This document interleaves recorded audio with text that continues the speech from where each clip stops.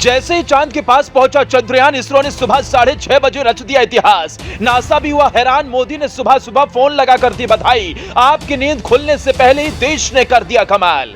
भारत का साल का तीसरा सबसे बड़ा मिशन लॉन्च। पूरी रात सोए नहीं भारत के वैज्ञानिक। मोदी लेते रहे पल पल की अपडेट। अब भारत बनेगा अंतरिक्ष का सरदार। अमेरिका, चीन, पाकिस्तान की हालत हुई खराब। एक साथ 7 सैटेलाइट लॉन्च। नासा को पछाड़ इसरो बना दुनिया का भरोसा। अब इतिहास के सबसे बड़े मिशन की तरफ बढ़ा देश। जो आज तक कोई नहीं कर पाए वो भारत ने कर दिखाया। एक दिन के अंदर 2 बड़ी खुशखबरी। अंतरिक्ष में फिर लहराया तिरंगा।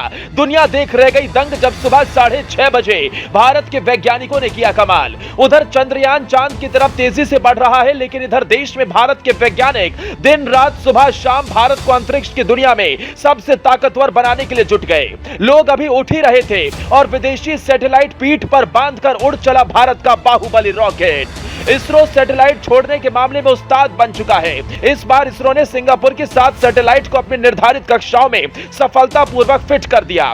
मिशन चंद्रयान 3 के बाद यह इसरो की दूसरी बड़ी सफलता है। पीएसएलवी रॉकेट के जरिए इसरो ने सिंगापुर के सैटेलाइट को लॉन्च किया।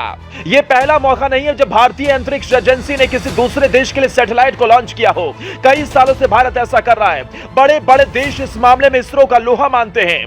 अंतरिक्ष विभाग के आंकड़ों के मुताबिक 2022 में इसरो के लॉन्च व्हीकल का इस्तेमाल करके 44 विदेशी सैटेलाइट लॉन्च किए गए। मार्च 2023 तक अंतरिक्ष एजेंसी ने 37 विदेशी सैटेलाइट लॉन्च किए। ये कोई मजाक की बात नहीं है। सिंगापुर, क्यार, अमेरिका और ब्रिटेन तक के सैटेलाइट इसरो लॉन्च कर चुका है। सवाल ये उठता है कि आखिर भारत के पास ऐसा क्या है जो बड़े बड़े दिग्गजों के पास नहीं? क्यों तमाम दूसरे देश इसरो से अपने सैटेलाइट लॉन्च करवाते हैं? दरअसल इसरो 1999 से कमर्शियल आधार पर विदेशी ग्राहकों के लिए सैटेलाइट लॉन्च कर रहा है। अलग अलग ग्राहकों के लिए वो सैकड़ों सैटेलाइट अंतरिक्ष में भेज चुका है। इनमें से ज्यादातर सैटेलाइट स्मॉल और नैनो श्रेणी के हैं। इस तरह के लॉन्च इटली, इजराइल, फ्रांस और सिंगापुर जैसे देशों के लिए किए गए।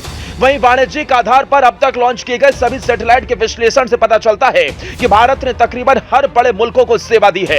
इनमें America, Canada, Germany, France, Britain, Belgium, Italy, Austria और डेनमार्क से लेकर संयुक्त अरब अमीरात, कजाकिस्तान, तुर्की तक शामिल हैं। लेकिन आप जानकर हैरान हो जाएंगे कि दुनिया के गिने चुने देशों के पास ही अंतरिक्ष में सैटेलाइट लॉन्च करने की क्षमता है। इसरो ने चांद और मंगल पर सफल मिशनों के साथ एक बार में 104 सैटेलाइट लॉन्च करने जैसे कई रिकॉर्ड बनाकर दुनिया का ध्यान खींचा। वहीं दूसरी तरफ हर किसी के मन में यह आता है कि जब भारत लगातार दूसरे देशों के सैटेलाइट को लॉन्च कर रहा है तो इसमें भारत का फायदा क्या है? तो खबरों के मुताबिक भारत लगभग $30,000 से $40,000 प्रति किलोग्राम पेलोड की लागत पर सैटेलाइट लॉन्च करता है। लेकिन निजी क्षेत्र की भागीदारी और अंतर्राष्ट्रीय सहयोग के साथ सैटेलाइट लॉन्च करने की लागत नीचे आएगी और ऐसे में कहीं न कहीं भारत को इससे आर्थिक तौर पर भी फायदा होता है।